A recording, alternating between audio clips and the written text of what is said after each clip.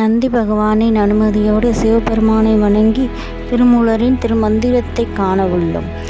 எழுதாத புத்தகத்தின் ஏட்டின் பொருளை பொருளாத கண்ணி தெளிந்ததோர் ஓத மலராத பூவின் மனதின் மதுவை பிறவாத வண்டு மனமுண்டவாறு.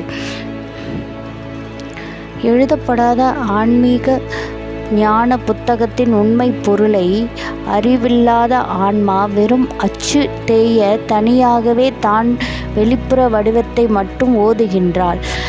அது மலராத பூவுக்கு மனமும் இல்லை, அதில் தேனும் இல்லை. பிறவாத வண்டு அந்த பூவின் மனதை உணர்கின்றது என்று கூறுவது போல் உண்மையான ஆன்மீக அனுபவம் இல்லாதவர் வெறும் வார்த்தைகளாலே பார்த்து ஞானம் பெறுவதாக நினைத்து கொள்கின்றனர்.